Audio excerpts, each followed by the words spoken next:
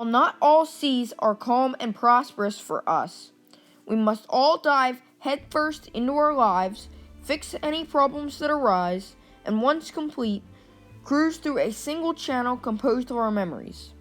Whatever vessel you float on and the sea you float, one gauge remains of the utmost importance. It takes perseverance, guts, and a bit of craziness to dive headfirst into life, just as E3 Thomas S. Lesher, U.S. Navy diver and engineman on the USS Nipmuc ATF 157 fleet tug, demonstrated throughout his 4 years of selfless military service to his country on the home front throughout the Vietnam War. Born on February 12, 1954 in Lebanon, Pennsylvania, to George and June Lesher, Lesher grew up knowing military life, along with his younger brothers, Doug and Jeff, as their mother worked for the federal government at nearby Fort Indiantown Gap Military Reservation. Their dad worked for the nearby bustling railroad after being honorably discharged from the U.S. Navy after serving on the home front during the Korean War. Lesher graduated from Lebanon High School and had a job as a construction worker in the summer. After graduation, Lesher enlisted in the United States Navy on September 11, 1972.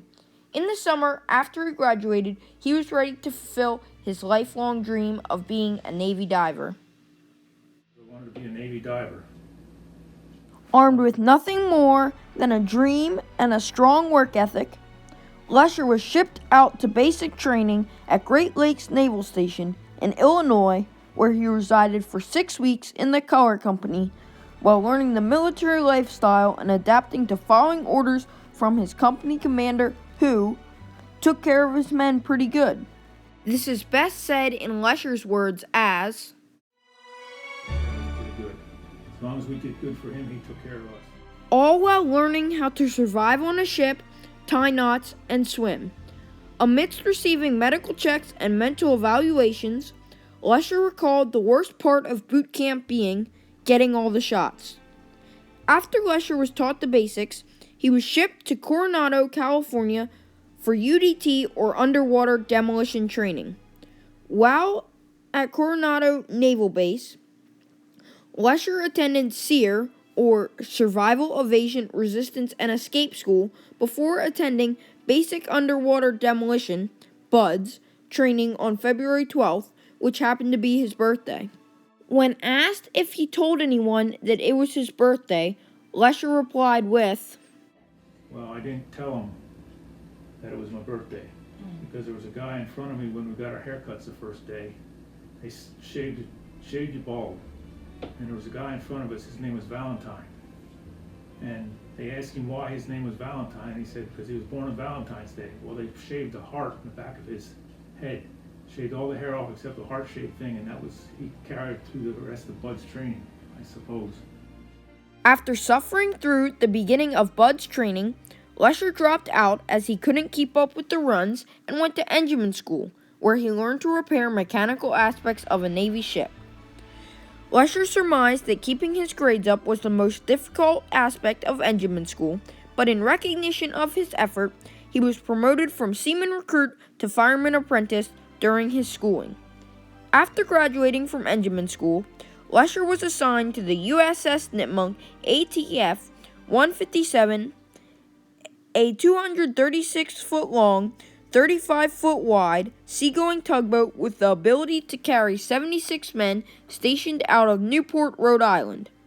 He boarded the boat for service in the spring of 1973 as a bummed Bud's training washout. After 6 to 9 months of quality work, Lesher got the news he had been craving for since joining the Navy. This event is best described in Lesher's words as, 9 months, and the operation officer, who was also the diving officer, came to me and said he was looking through my records and he wanted to know if I was still interested in being a Navy diver. And I told him, yes sir.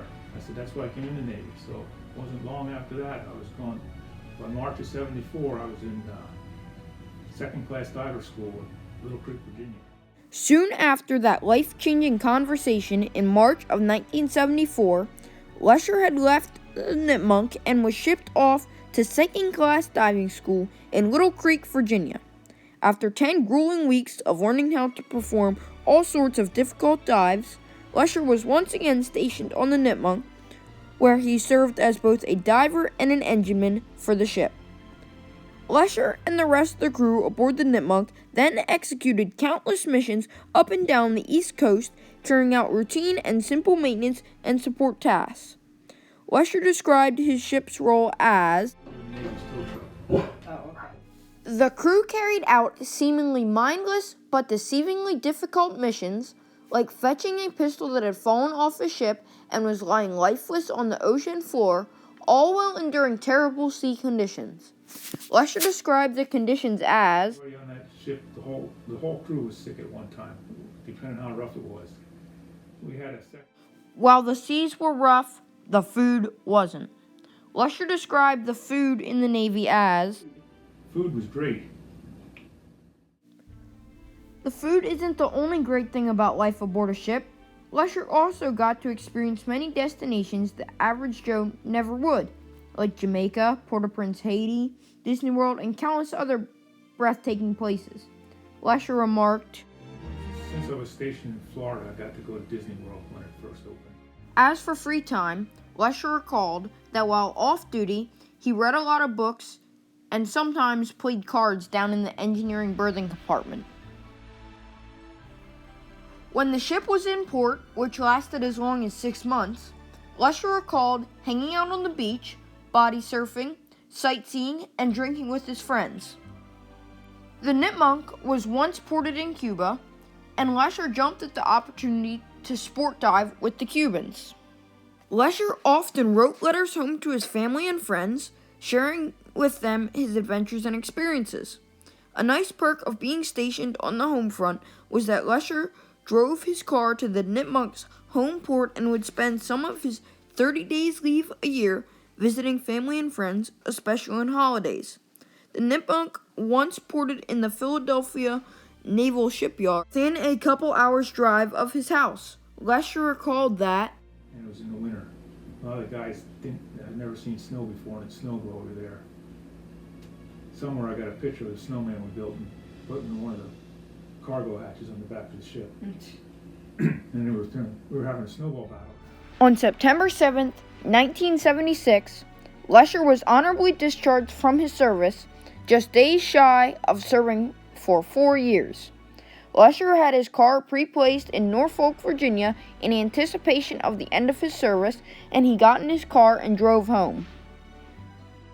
Near the end of his service, Lesher was promoted to E3 for his hard work and cheerful service. Just before he was discharged, Lesher was awarded the National Defense Service Medal for his service during a time of war. Looking back, Lesher reminisced on the time when he was doing security watch on the ship and a hatch slammed closed and mangled up his finger. Lesher was happy to stay in contact with some of his close friends from his service and has stayed current with the status of the crew aboard the Nipmunk through modern technology. What was once a childhood dream for Thomas S. Lesher is now just nuggets of memories stashed away in his brains and trinkets lying on the table. Thomas S. Lesher underwent the adventure of a lifetime, transforming from a young kid doing construction work to an E3 and diver and National Defense Service Medal recipient. Thomas took the greatest dive of his life and recovered a truly honorable service tour, making a prosperous life few can obtain. E3 Thomas Lesher, thank you for your service, sir.